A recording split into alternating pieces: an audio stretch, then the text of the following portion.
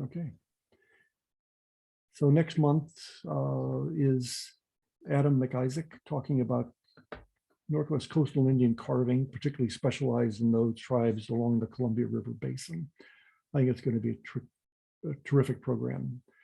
Jim Spitzer and I and Tom Rich visited him about 6 weeks ago. We shot a lot of video, which is what we're doing tonight as well. What we found is trying to do these programs live is really risky. Internets fail, cameras fail, wires fail, humans mess up. So Kelley allowed us to video her in the interview sense about almost 3 months ago. We couldn't do the program earlier because we had Christmas involved and we had Chuck Reinhardt scheduled for January. So this is the first time that I've attempted to put together a slideshow and embed the videos within it. So this is going to be a bit of an experiment for me as well. And I'll just beg your forgiveness in advance if I screw up. In spite of all the rehearsal, sometimes things don't work. So I never had the honor of taking a class from Kelley. I knew of Kelley. Kelley was all over all newsletters in the past when I was first joining the Western Woodcarvers Association. My teacher at the time, when I first started about 5 years ago, was Jeff Harness. And he was a helper and student of Kelley's. And so when Kelley semi-retired, I'll say semi-retired or retired from teaching, a lot of the students went into Jeff's studio, and that's where Heidi and I were coached by Jeff to do that. So without Kelley, I doubt that Jeff would exist and we wouldn't be here. There's some others of you that are students as well. She operated, from what I can tell, the biggest school in town. It was in North Plains, the Heritage Art Studios. It was a real deal. It had a lot of people, a lot of students go through, and the output of that was enormous. And as I understand, she got whacked by the Great Recession, and life changed for her. So now she's doing commissions and more professional work and taking care of grandchildren and helping us. And I really appreciate that. She's been a great supporter. So we thank her for that. When Marty Lawrence and I made a trip to her studio for the very first time, about a year ago, she had a book there on carving the crucifix. And this was the project that we're going to talk about tonight. She had taken a photographic journal of that and put it in a Shutterfly book, and it was really high quality. And she allowed us to take those pictures, and we had the pictures and put them into a slideshow. And then instead of just doing a live commentary, allowed us to video. So that's what we're seeing tonight. And in the process of all of that, discovered that she also did a second major statue, which is a St. Edward statue. So most of the photography and support is on the crucifix project because it goes from soup to nuts, beginning to end. And then there are photos of this other statue, pair of statues actually that were part of that. So we'll get started. I'm going to share. So the way this will work is you post your questions in chats, and I will monitor those. And as a backup, in case my computer dies, Heidi, I'll just ask you spontaneously, just kind of monitor that as well. And we will feed the questions to Kelley so she doesn't have to spend her mental energy trying to figure that out. The key for these presentations is to ask good questions.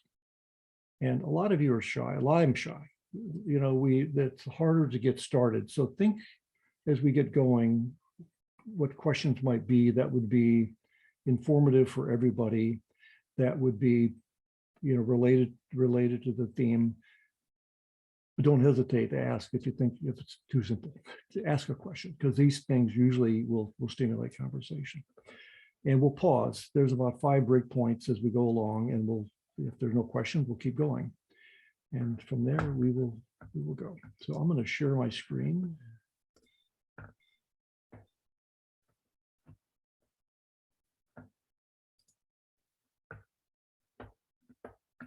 And you should be able to, are you seeing the slide now that says in the beginning? Shake your heads. Okay. So here we go.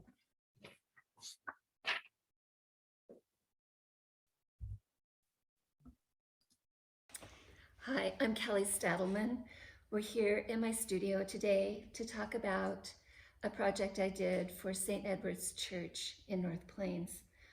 I took on a commission to do a new crucifix for the church.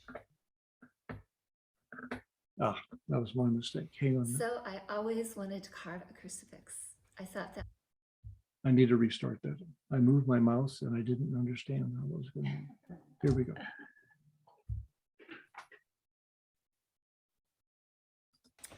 Hi, I'm Kelley Stadelman. We're here in my studio today to talk about a project I did for St. Edward's Church in North Plains. I took on a commission to do a new crucifix for the church. So I always wanted to carve a crucifix. I thought that would be the ultimate project for me, as it would marry my knowledge of human anatomy with my ability to carve and push me and make me stretch my abilities. So I was able to do this for my church, and I went through the process. I created a clay figure to work from, worked all the problems out within the clay, and used it as a pattern, and carved and carved and carved, and ended up with a nice crucifix for my church. I'm a member of the parish, so they know who I am, and I've done another sculpture for the church, so they knew my work. But when I met with the committee, I brought many, many pictures of crucifixes for the committee to look at.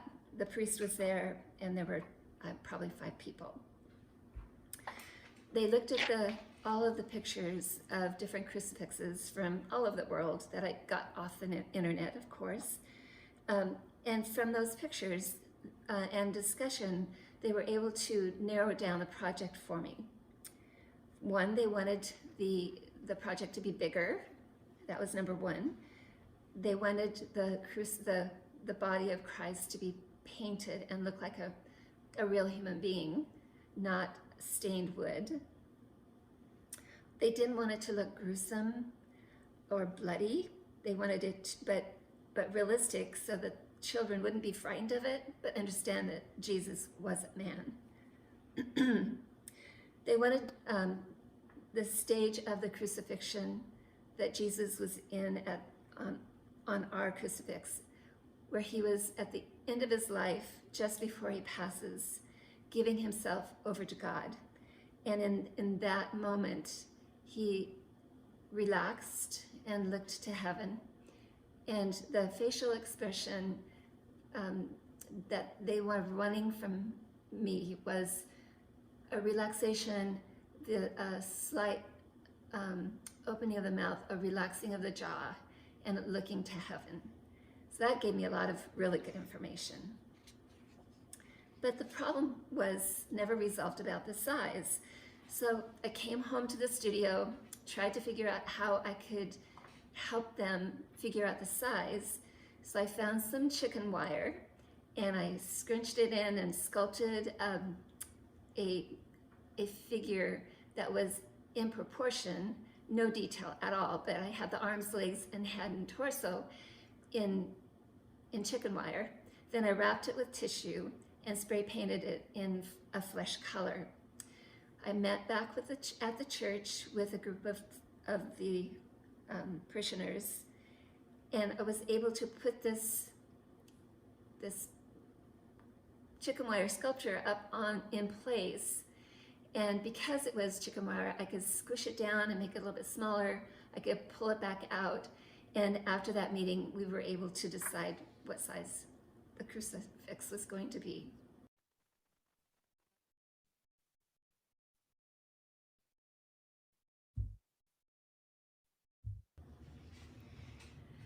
So I've been sent on a journey by St. Edward's Catholic Church to do a crucifix for them. And I have all the information I need to go forward. Well, basic information. I needed to crack the books. I needed to open up all of the anatomy books and all the pictures that I could get of all the different crucifixes.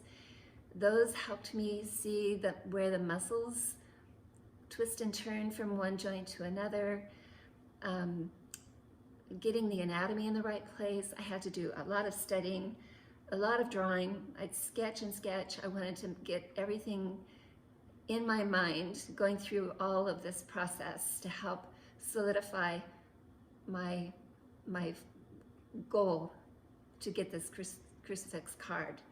So the first thing was to get a decent sketch in proportion so that I could create an armature for a clay piece. When doing something this important and this detailed, I usually do a clay piece first. So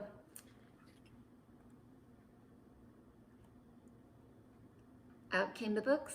I finished my sketch and decided to do the clay piece in oil-based clay, which is expensive and also very heavy.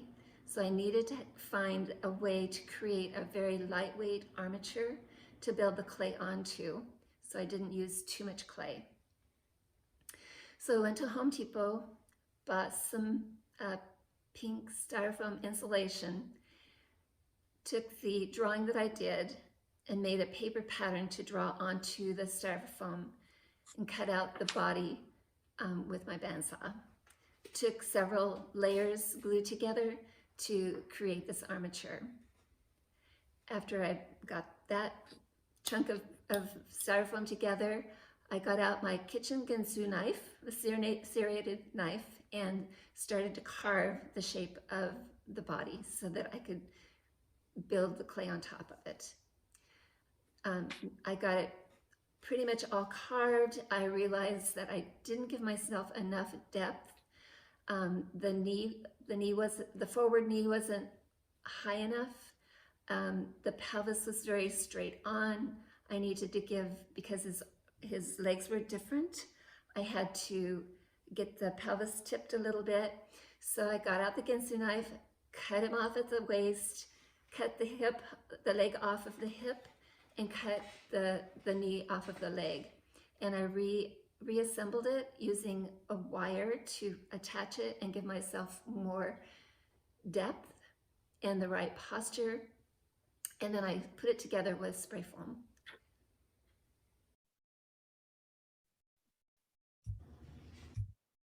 Okay, let's just pause there for a minute. Heidi, I can't see any chat in the way I got the setup right now. Are there any questions that anybody has in the chat or would like to shout out?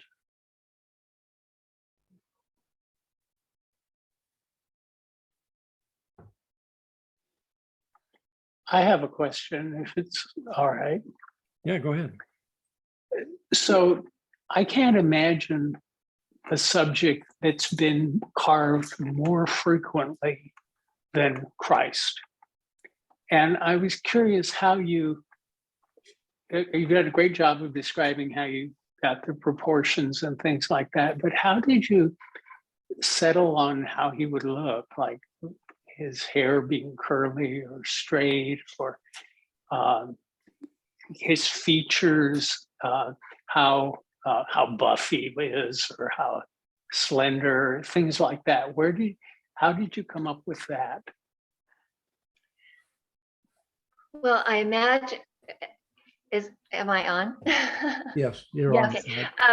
So I imagined Christ as being fairly thin because he was on the move a lot, and the focus of his life was not pleasure of the body, but spiritual. I did over accentuate the anatomy because it creates more shadowing. He probably was pretty lean. You probably saw, he probably had a lot of muscle showing in his body. But I did over accentuate the anatomy so that when he was up on the wall, the anatomy would be, the anatomy that I carved would create shadow. If you did very minor, soft anatomy, you wouldn't see shadowing enough. The expression on his face was at the end of his life when he was giving himself over to God the Father. So there was a peace. I wanted a peace in his expression. He was looking to heaven, to God the Father. The anguish that a person goes through in a crucifix had melted out of his body because he was giving himself over. So that was that helped me create this image that I did. Thank you. Thank you, Kelley. Anybody else have a question? Yeah, I do. Go ahead, Ken. Yeah, listen, Kelley, what's this spray foam you used to attach this to? You know, the stuff that you spray in holes that expands. It's Home Depot. Okay, It's called okay. Stuff. Yes, That's what I used. Yeah, it glued that styrofoam insulation. It created, it has a adhering property to it, and it filled in the joint. And then I could, when I cut like the knee and raised it up, I put a wire in, and then I spray foamed the joint, and could carve that away. Yeah, I've always had trouble gluing that. I couldn't figure out how in the heck you did that.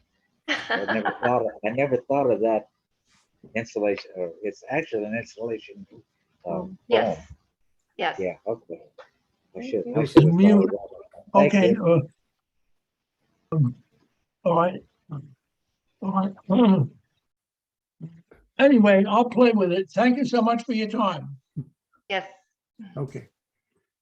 You'll see some more pictures. I'll just go to the next section, which has got some more details on the foam and the clay modeling. No, I've had it for years on an old computer. I spent $2,000 for this new computer. My computer, yeah, my computer is having a problem. I just muted. Yeah, so hang on just a minute. So I have the body all sculpted in the foam, in the foam insulation. There was a problem before I started putting the clay on. That armature kept giving off little beads of insulation, and I wanted to possibly use the beauty of using oil-based clay being expensive is you can pull it off of the armature and use it over and over and over again for different projects. So I didn't want a lot of insulation all mixed up into it. So I decided to take the armature outside, and with a handheld propane torch, I lightly brazed the surface of the styrofoam, which took care of the problem, thank goodness. It made the surface, it still had texture, so it would hold the clay, but it had more of a slick surface, so I would be able to pull the clay off of it after I was finished. But you'll be seeing in the images, the first images of putting the clay on, the oil-based clay that I had was very hard and very soft, and I needed something in between. So I started to mix the two types of oil-based clay together. And you can see in one of the images, the marbling of the two colors, the soft and the hard clay.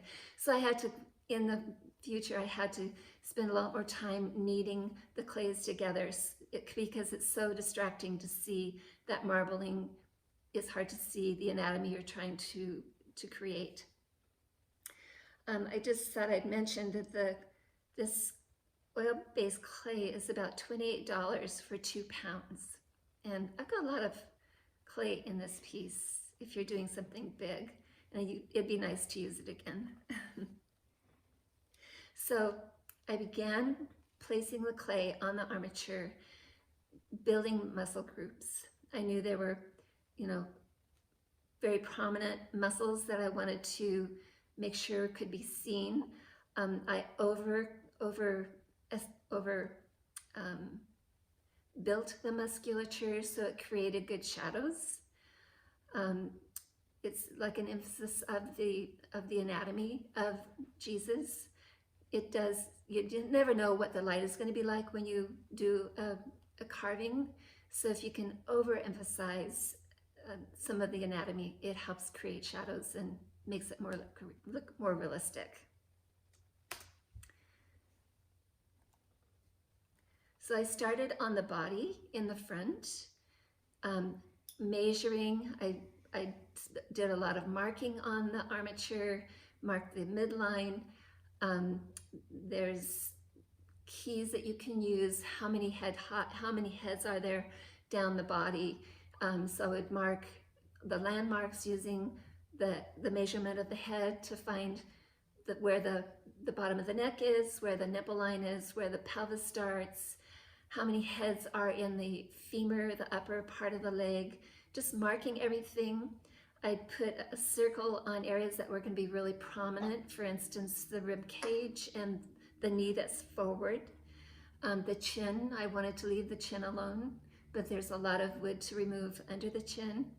The chest comes back from the nipple line to the neck. So I did a lot of marking, a lot of measuring to make sure I was going to get everything right. All along the way, putting clay in, creating muscle groups, creating prominent bony areas, and eventually almost the whole thing was created in the front, looking more human-like. This crucifix was going to be seen from many directions, so I needed to make sure that the back was done as well.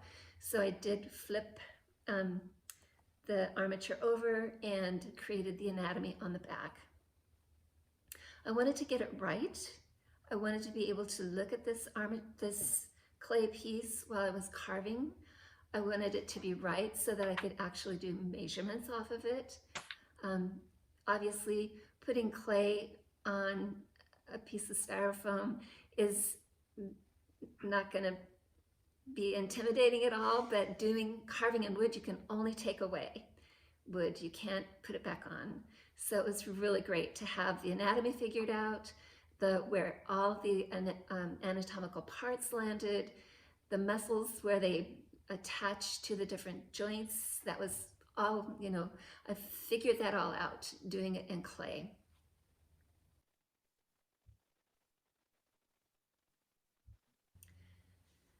So having worked all the way through the body, creating the anatomy of the body, I needed to focus on the head. And leaning over a table,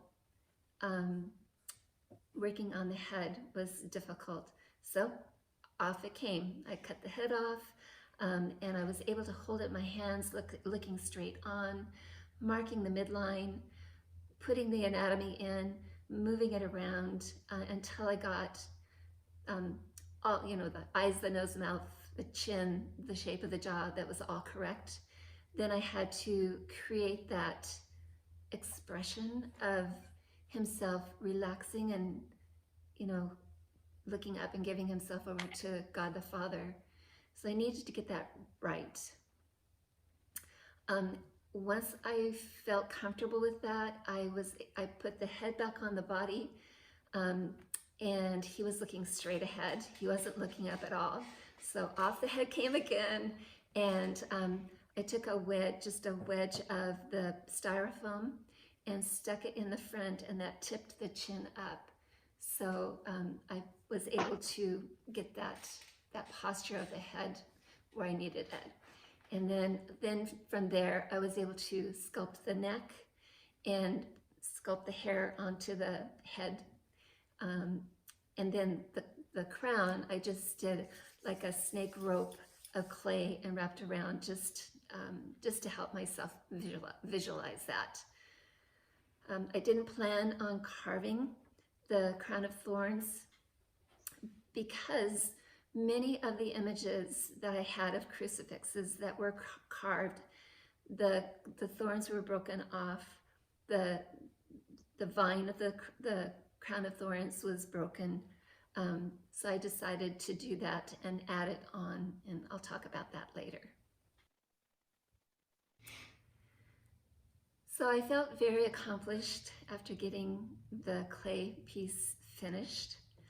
I took it to the church. We hung it up in the church and invited the committee to come and see, and they liked it. So that was off my shoulders.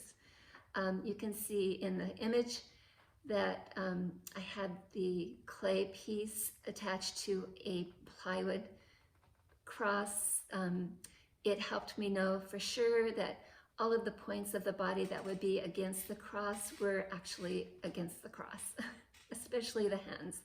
They needed to be back, which is an uncomfortable position for anyone to be in, is having your arms way back up above your head. But anyway, I held the clay even though I had the styrofoam armature inside of the clay piece, it was still pretty heavy with all that clay. So I used straps made from inner tube wrapped around the pelvis, and then smaller straps wrapped around the wrists to hold everything in position. And I believe I might have had some on the feet as well. So from the clay piece, there were a few changes I needed to make. I didn't want to put the time in on the clay. It wouldn't have made that much difference in measuring and all, but I wanted to give a little more volume to the pelvis area. It was a little bit narrow. So I laid the clay piece on the floor over paper and created a paper template in which to cut my wood from. And when I did that pattern, I added extra wood in the areas that I thought I needed, and basically a little extra all around, because you never know what kind of chips you might have fly off that you don't want to. So anyway, from that pattern, I was able to cut out the wood. I used basswood. I have a lot of pine, but I chose bass because it has less resin in it. And over time, if the wood gets warm, you can have the resin in the wood eke through your finishes and discolor the paint in the finish. So bass was a better choice here. And bass does hold detail really well. So I cut out 3 pieces to get the depth I needed. I think there were 2 3-inch pieces and one 1-inch piece. Put them all together with glue and clamp them all around with clamps to get a really good union with for all the pieces.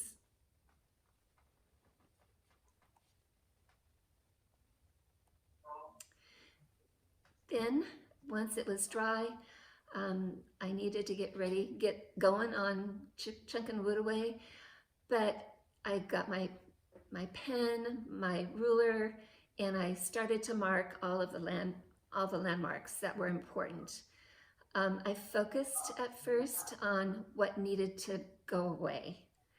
So I marked the high points, left all the high points alone, just generally just chunked away a lot of where the wood needed to go away. For instance, the nipple line, the high point of the rib cage, I didn't mess with that, but I wanted to get the gradual slope to the neck. I was going to leave the whole head alone, but I was able to get a little bit of rid of wood here under the chin. The forward knee was high, so I knew from that knee toward the pelvis, I could take a lot of wood away toward the pelvis, toward the ankle. It was, the knee was bent up like this, so take away the wood here, take away the wood there. Thinking about what just needs to get away is better than thinking about detail. If you think of the detail of the anatomy, you're going to start carving anatomy way before it's time, and you'll end up carving it and carving again, carving it again. In one of the images, you'll see all my tools lined up nicely. I recommend that you get in the habit when you put a tool down to have the cutting edge toward you. So if this is the cutting edge and this is the handle, just lay it down so that the cutting edge is toward you. And I also recommend try to have your V-tools together, your gouges together, and your chisels together. And so you just glance down and you can see immediately which tool you want. If they're head to toe, head to toe, head to toe, you're going to have to be looking all over. And in one of the images, you can see I had quite a mess of tools on the table. It really slows you down to have to find that tool you need right now. So I did most of the carving to start with the wood on a simple foldable table. I just chunk the wood away. I pick him up, I carry him over and lean him against the table, looking at the wood piece compared to the clay piece. I do some scribbling with my pen, remarking some of the anatomy, carry him back to the table, put him on the table, and continue. I found it hard. The closer I got to the real anatomy, I found it hard to keep perspective because I was leaning over from one side or leaning over from the other side. It wasn't until I was at my son's house and he was getting rid of a treadmill. It was the kind that folds up and rolls back out of the way.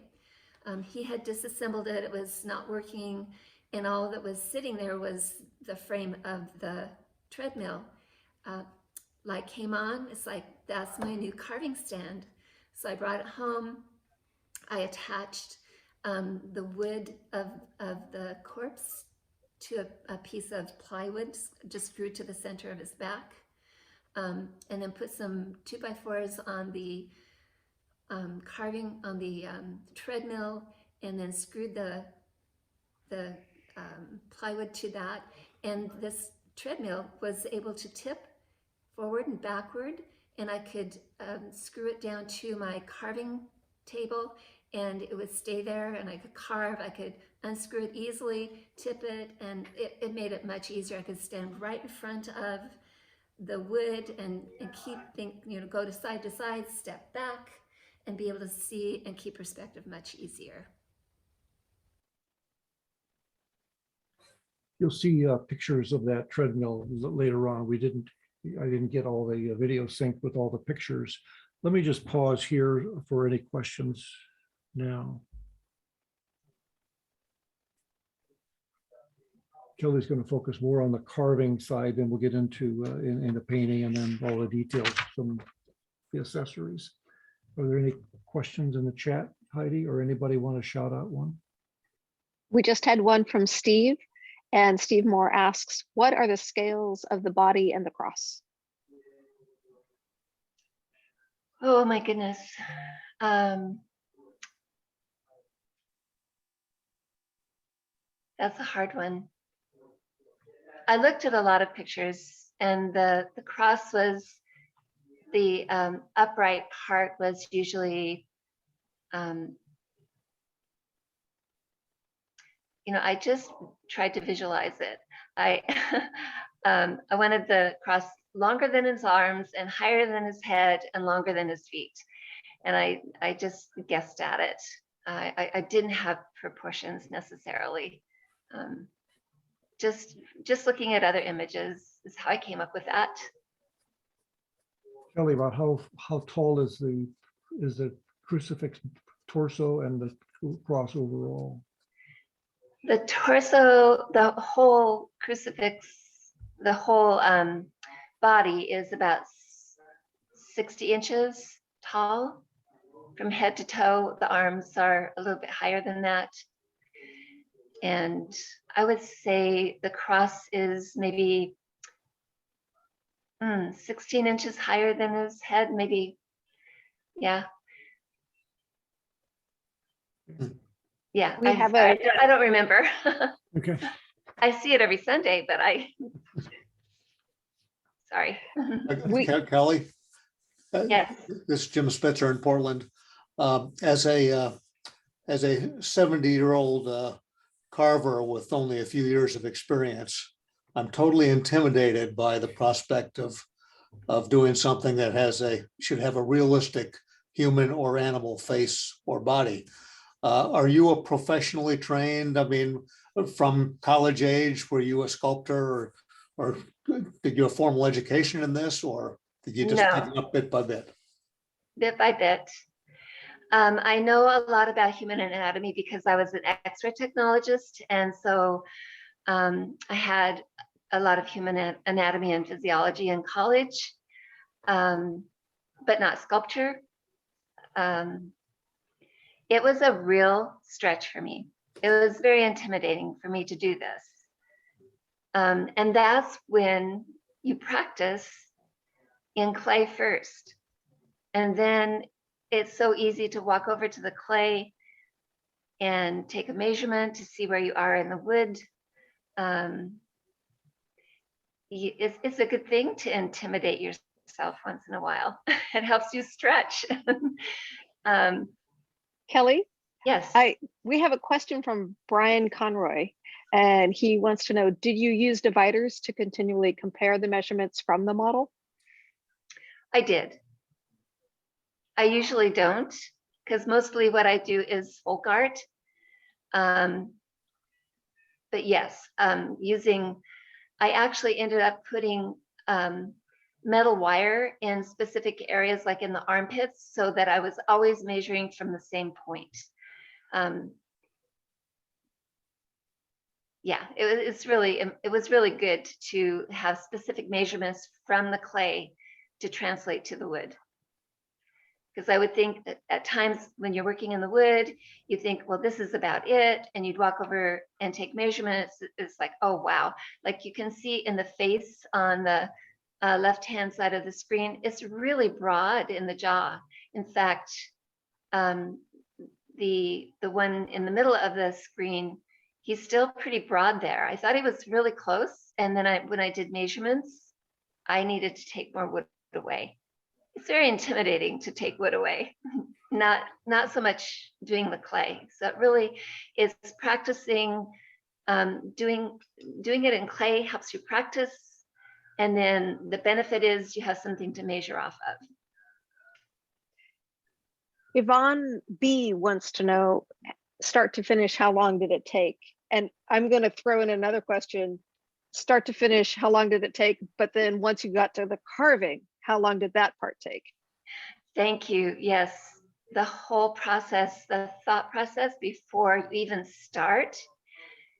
You know, I thought about this for probably 3 months, how I was going to approach it and what I wanted it to look like, and drawing and sketching and imagining. And then trying to figure out how I was gonna, what kind of armature I was gonna make. That took some time. Every step of the process takes time and consideration. And every step that you take gives you confidence. And the question was, I can't remember what the original question, oh, the time it took. I imagine about 6 months once I really got into it. Was that 6 months, Kelly, for the painting, for the carving, as well as the painting, or just the carving? The thought processes of, from it being in my head to the finished product. So I guess we shouldn't ask what your hourly wage was.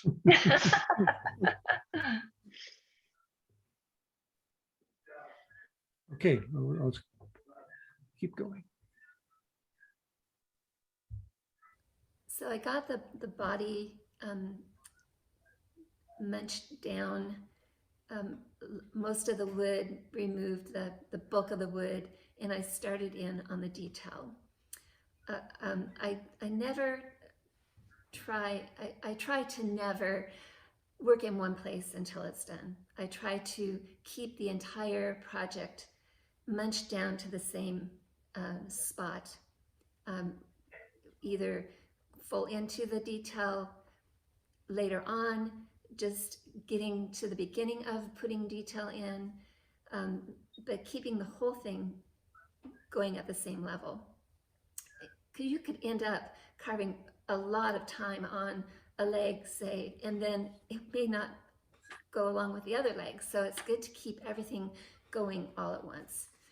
So I got to a point where I was able to really focus on the detail of the anatomy.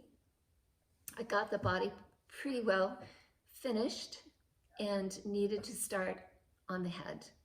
And that was, I had knocked some of the wood down. I took a lot of time on the head because that expression is so important, and it's wood, and you don't have a second choice if the nose breaks off, chance if the nose breaks off. So I spent a lot of time on the head. Once I got everything to a point where I felt happy with it, I began the arms. I carved the upper and lower arm close where the arm attached to the body. I got close. I kept going back to the body, testing it, carving a little more. I got the arm and the lower arm to the wrist completely done before actually going into the hand. I kept going, putting the arms onto the body, bringing them back, carving them more. And if the fingers were done, they would stick out and pop off so easily. So I was through this whole process. Toward the end, I was very conscientious about the fingers and the toes being easily knocked off.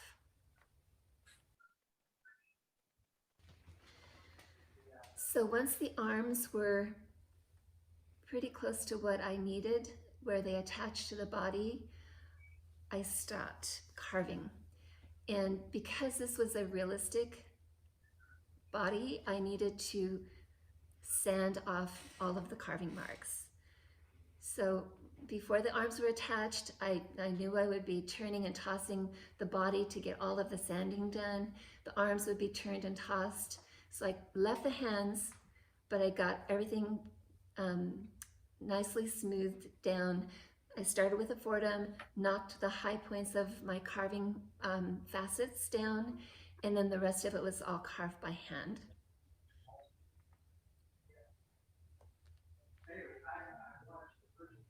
After the arms and the body were nicely carved, I focused on the feet and the hands and got those done, getting really close to putting it all together. And the photo on the left shows the treadmill apparatus that she repurposed and made into a tippable mounting carving stand. So just to recap, I started and completed the body front and back with the anatomy, always looking at the clay rendition of the crucifix. So the body, the entire body was done. Then I carved the head and the hair, then the arms, and then I sanded. And after that, I carved the hands and the feet. But before I put it all together, I need to paint. The painting process, again, requires a lot of turning of the body and getting the right colors on the sides and the back. So I wanted to have the arms and hands painted separately and the body painted separately before I put it together. Another feature that I want to talk about is the crown of thorns. Like I mentioned before, in the images that I had, a lot of the thorns and the crown of thorns were very big and bulky, probably because the sculptor thought these are going to break off, and they usually always did. So I decided to create a crown of thorns out of wire, nails, and epoxy putty. Epoxy clay, actually. So I took 2 pieces of wire and twisted them together long enough to create one ring of the crown of thorns.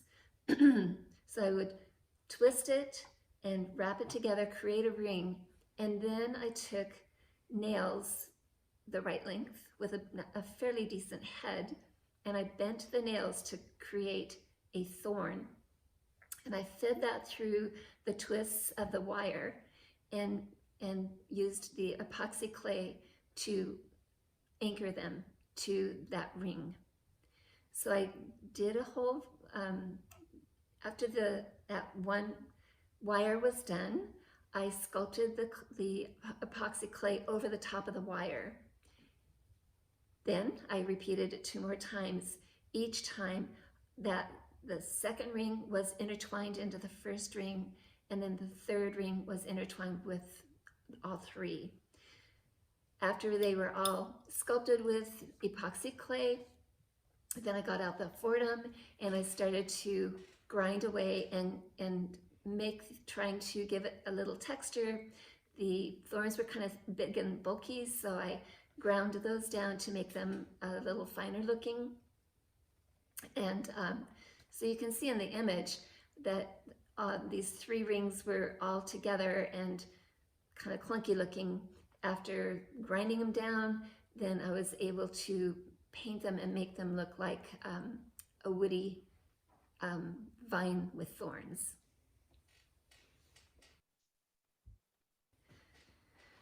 So to prepare the wood to be painted, I used a clear gesso seal coat over the whole thing. I did a second coat with gesso, but I used the white gesso, but I added color to it. So the flesh, I was able to tint the gesso with a flesh tone and the loincloth with a gray tint. To create a flesh tone, I mixed the 3 primary colors, red, yellow, and blue.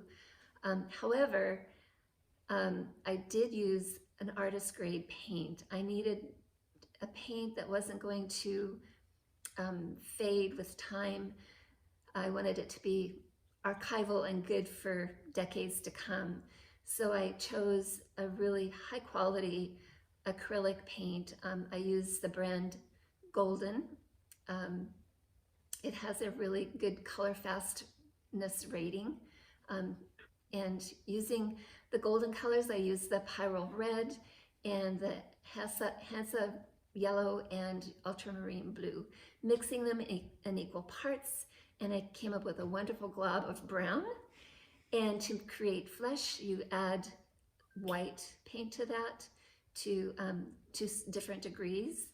You can use a lot of white paint and get a highlight flesh tone. You can get a medium to dark for shading, and you can add a little more of the Pyrrole Red to get more blush in areas. So that's how I proceeded. Now I did have to turn the body over and over again. I was having trouble getting the sides of the body to blend together. And so my husband said, well, why don't you just screw a big eye hook in his head and hang him from the ceiling? And I thought, no, I can't do that. It seemed sacrilege. But after thinking about it, I thought, that is probably the best thing to do, especially that I have to attach the arms and paint those.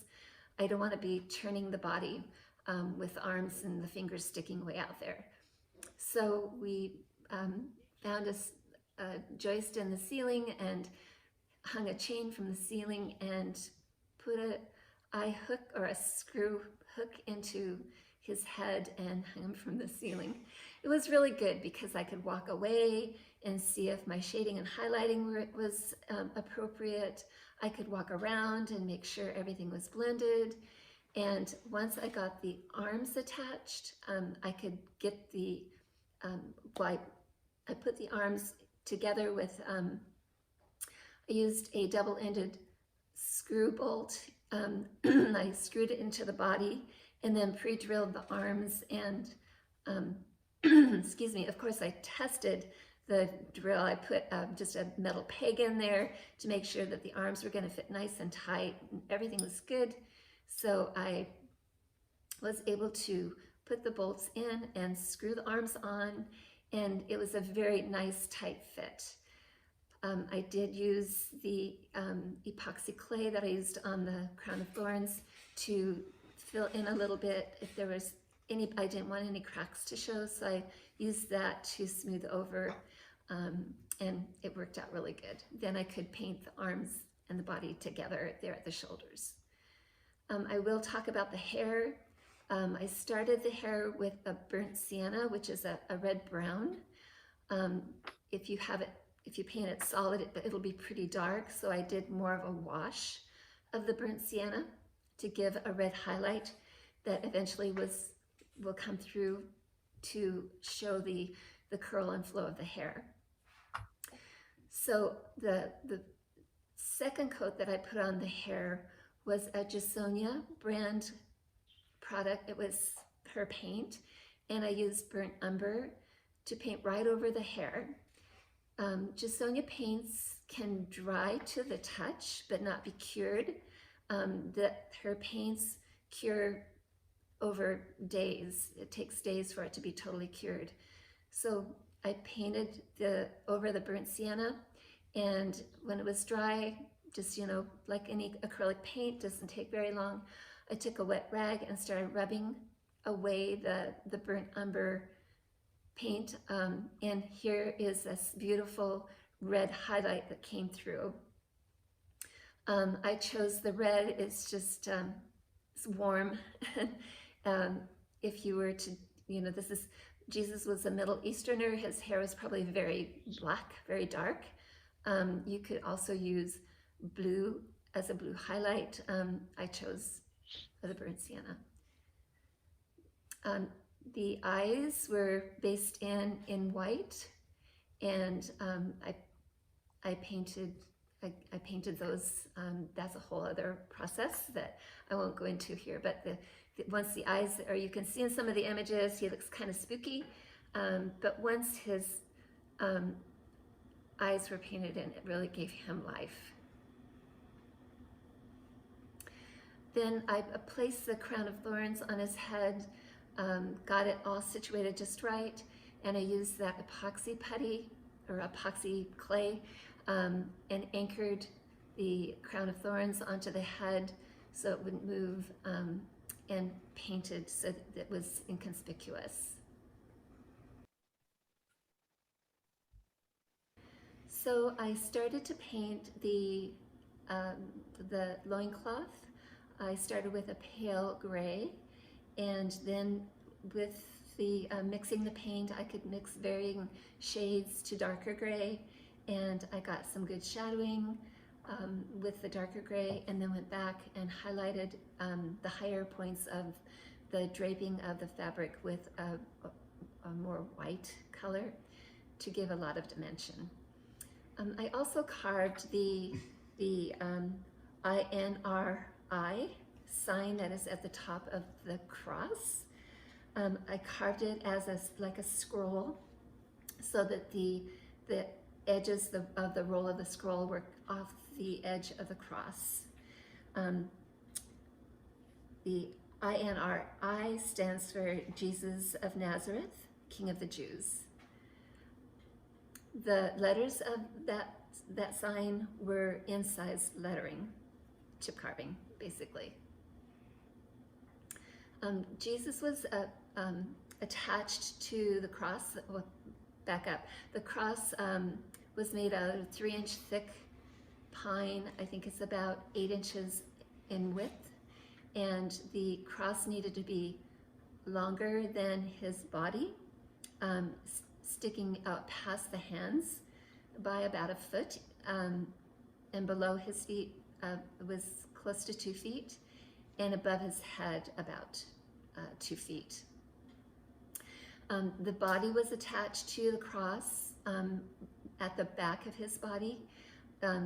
Holes were drilled in the back of the cross, and lag bolts were countersunk into those holes and screwed through the 3 inches of the cross and into his back. So he is in 2 places. So he's very firmly there. His feet are on a little wedge of wood that are attached to the cross, which give support to the feet as well. The cross was stained in a warm color, a darker color that would make Jesus' body pop off of that color, and then it was varnished with a satin varnish. Oh, and I didn't say anything about the finish of, after the painting, I used a brush-on matte finish, a couple of coats over the body. It's matte, but the more layers you get a little bit of sheen. So it was finished with the acrylic matte. So the last few images that you'll see are the first one is the original crucifix. The second one is the clay on a plywood cross in place at the church. And then the third one is the actual crucifix hanging in place. It was dedicated in September of 2019, and I continue to get praise for the work that was done. I hope through this process I was able to give you some guidance. All of the stumbling blocks that I had to figure out what to do from time to time, I'm really happy to share and hope that it's of value to you. And I wish everyone the best of luck in your future endeavors, and push yourself. Try to do, you have more in you than you think you do. So give yourself a good push. We have more to go, but this is the end of the crucifix presentation itself. So let's pause here for questions. We have a question from Tony, who says, did your carving of the saint inspire you for this project? The St. Edward's project was my first big piece. It definitely gave me confidence to do something big. I also did it in clay first. So that process I had gone through before. The St. Edward's, I did a wood armature for that. But yes, it gave me confidence. Doing the full anatomy of a human was a stretch. The St. Edward's was clothed, so it was a little easier.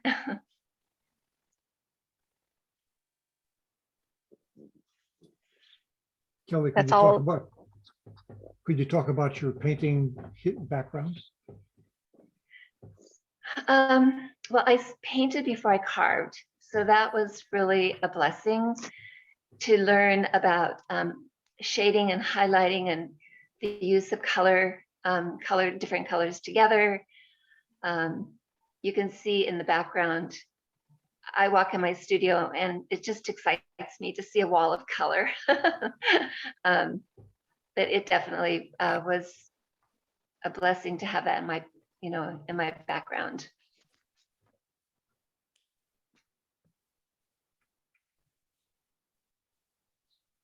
Okay, I'm going to move on. This is now a sequence of slides that Kelley will comment on as we go through the St. Edward statue. You want to talk about that project, Kelley? Sure. I wanted to do a large project, and I thought, who would want a big piece in their home. So I thought, well, I'll just do St. Edward, which is the patron saint of my church. I didn't ask them if they wanted it. I just did it. And luckily they accepted it. Otherwise he'd probably be in my front room. But he's in the actual figure is 3 pieces. The body of St. Edward's, the body of the cripple are 2 different pieces, and the head is the 3rd piece, and then the base is the 4th.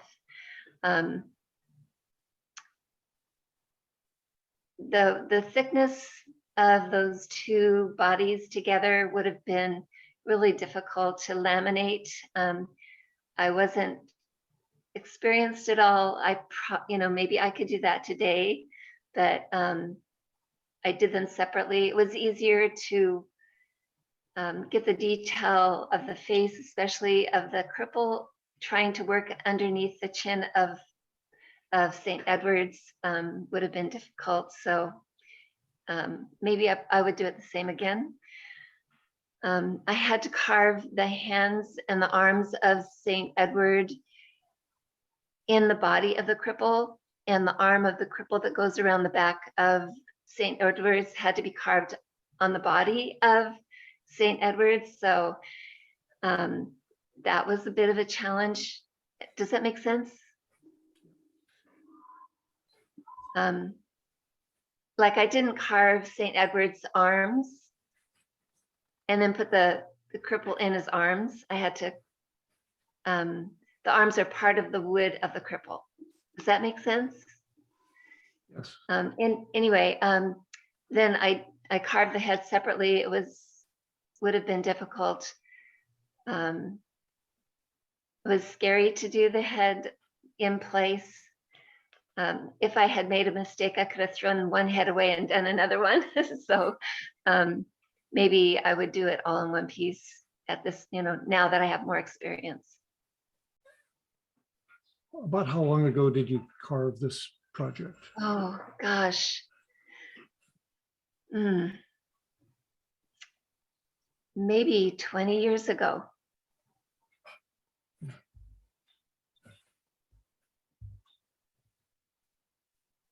Want to talk about your modeling process? That's my mother. I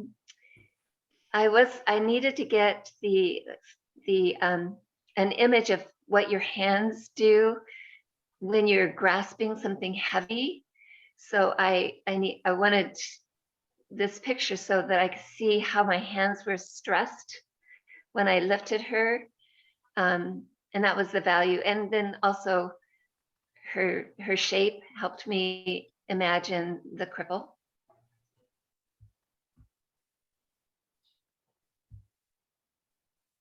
We have a question and also a couple comments. Steve Moore says, wow. And Michael Christensen says, I'm very impressed by your thoughtful approach to this complex carving. And Steve Moore says, what is the size of the second set of pieces? St. Edward's, he was about 60 inches also, about 5 feet tall. Thank you. And what's going on in these pictures, Kelley? So because the arms were part of the wood of the cripple, and the cripple's arm that went around the back of St. Edward's was part of the wood of St. Edward's, I would carve on the cripple and then set him in place against the body of St. Edward's. And I'd scribble where I needed to carve away more so they'd fit together well, take them away, do the carving, put them back on. And I couldn't just hold them up there. I needed to hold them up there and step back and walk around. So my husband made this jig so that I could set it in place and walk away. The top of the head is ingrained. The image on the Boy, I was really young then, wasn't I? The top of the crown, I had to carve in deeply, and it's all ingrained. So that was a lot of work I was doing there. Did you carve the whole head in this posture, or did you use a carving screw? What did you use? I didn't have a carving screw table with carving screws at that time, so I did it all in my lap, basically.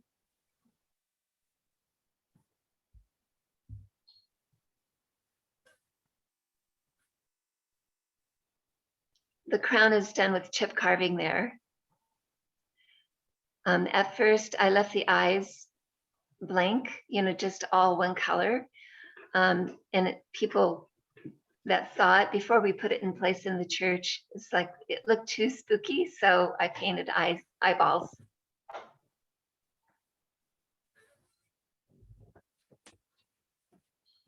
And both of these are visible, right? As a visitor to your parish in North Plains, these are highly visible. I just Yes. happened to stop in one day, and that I saw this, took this picture in the entryway. It's pretty amazing. Thank you. Yeah. Are there any questions about St. Edward's and the crippled person he's carrying?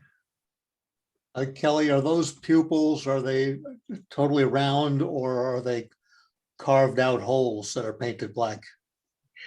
The eyes are carved smoothly, and I painted. Okay. That's all paint. Nothing's carved in the eyeball.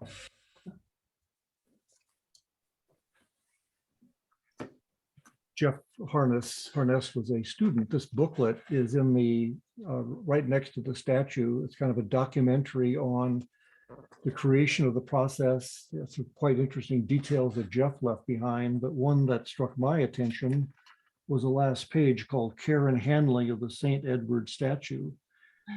How do you move it? How do you not break the pieces apart?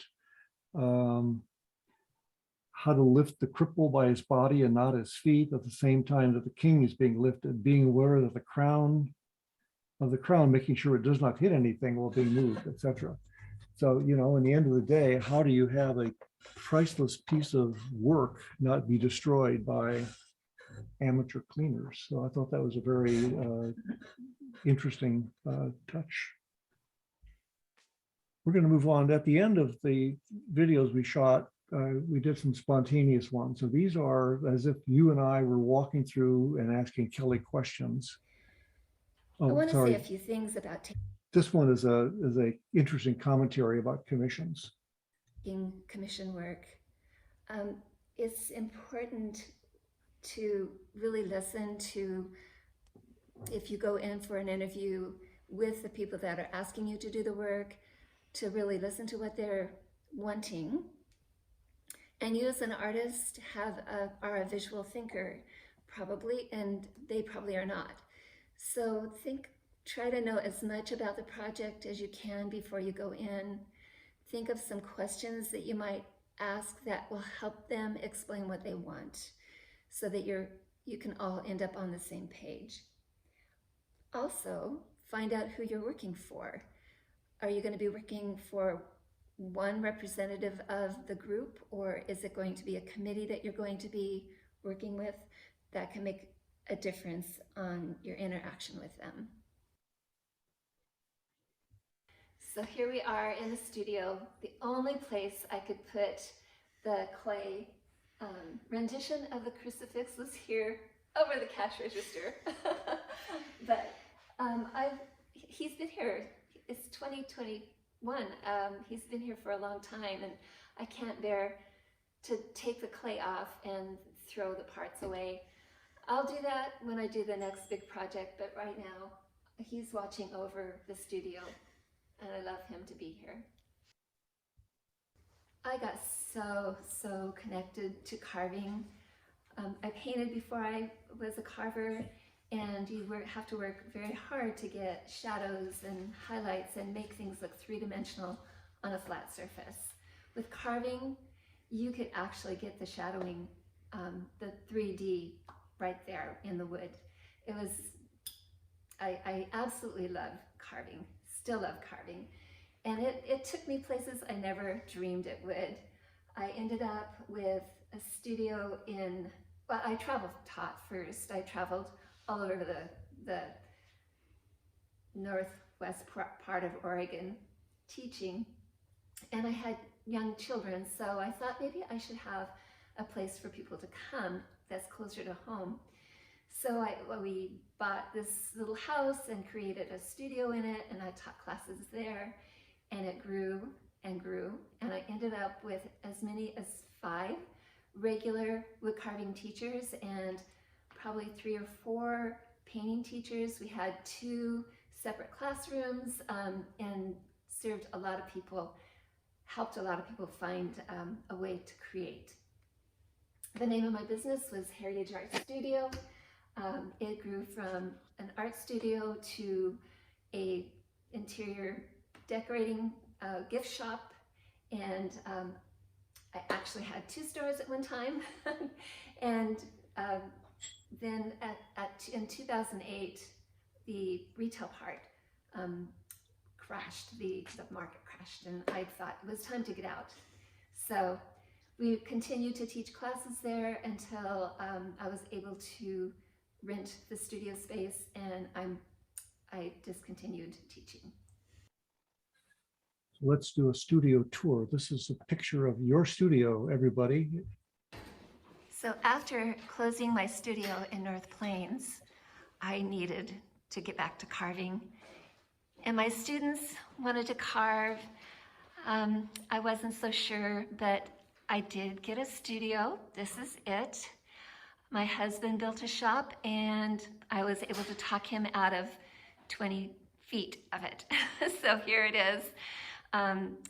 The walls are plywood. I used Ardex concrete and did a skim coat over the Ardex, over the plywood, and put up some pine shelves. And I walk in here and it's just like home. I look at the colors when I come in the door, and they just start my creative juices flowing. I have my refrigerator, my microwave, my coffee pot, and next door is my bandsaw, so I can cut out my blanks, and my sharpening system is here. This is my home away from home.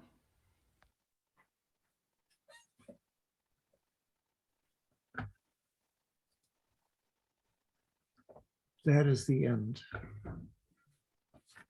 So I've been in the inner studio a few times as we were doing this thing, and it's just so inspiring. I can just see why she feels at home with that.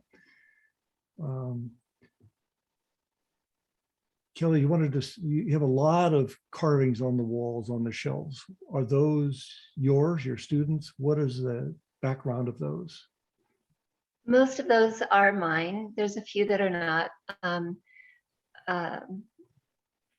At one point, I designed for a couple of companies that took my original designs to China. They did mass reproductions of them and sold them at market to gift stores, you know. So some of the originals for those are there, and those are go-bys mostly. You know, they were go-bys for my students. This last Christmas, I sold about between 40 and 50 of them. I just needed too much stuff to dust. So I sold some of them there on Etsy. Otherwise, I just keep, find something I want to carve, and I carve it, paint it, put it on the shelf. We have a question from Brian Conroy, who says, beautiful work. Did the crucifixion get you more work for large pieces? Oh, thank you. No, I am not in the market for doing that too much. was a blessing to do it. I'm not looking for work really. We'll see, you know, what life brings to me. I'm not pushed to do commission work really. I'm happy to share though.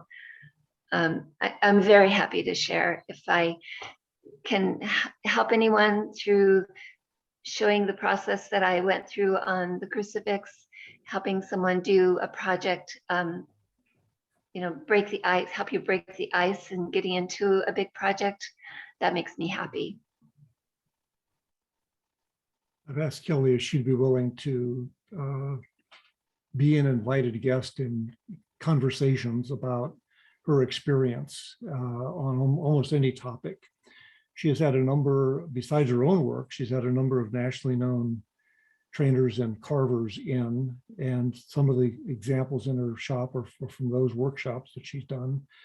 Her painting is very deep and very broad. So, you know, doing any number of conversations about painting techniques and experiences, as well as carvings and woods. You know, she dropped the hint when I first met her that most of her students did not carve in basswood.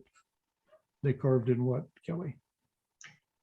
Northern white pine. That's Northern mostly what I use. Yeah. So, you know, just that little tidbit. And when you go to ask the second question, where does the northern white pine come from?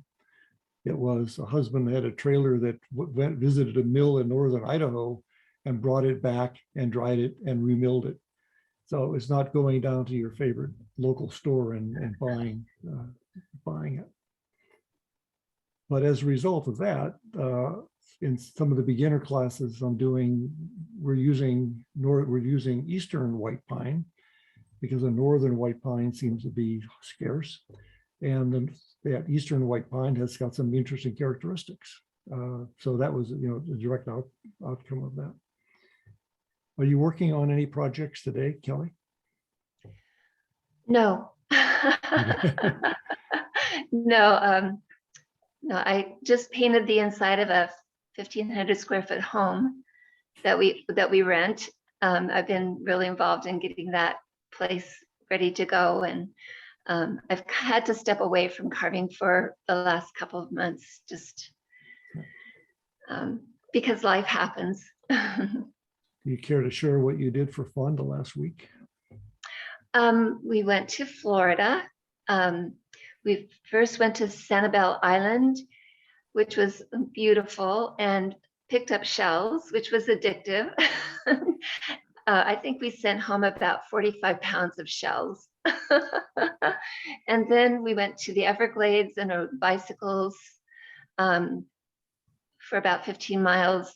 And I think we counted 53 alligators that we rode by. Then we drove north to rail to trail, bicycle trail, and rode on that bicycle trail, and then came home. Yesterday. Yeah, last night. Last night. Okay. Are there any more questions? Oh, Jim. Could I ask about making the video? Is this video going to get feet on it? Are you going to use it in other presentations?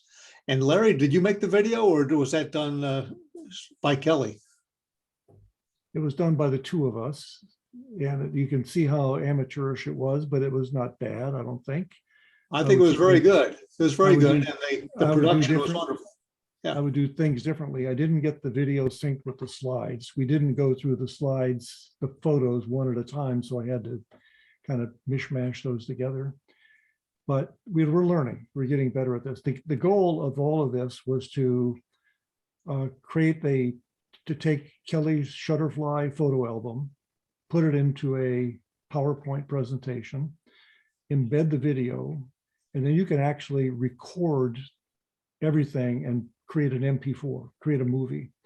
That movie will exist on a website. So, and it will exist in a form that will be archival for Kelley. you know, she can do whatever she wants, but, you know, as far as I can see, you know, I would say the few copies that she probably had of the Shutterfly, you know, were seen by close friends. Now this video has the potential of living on forever.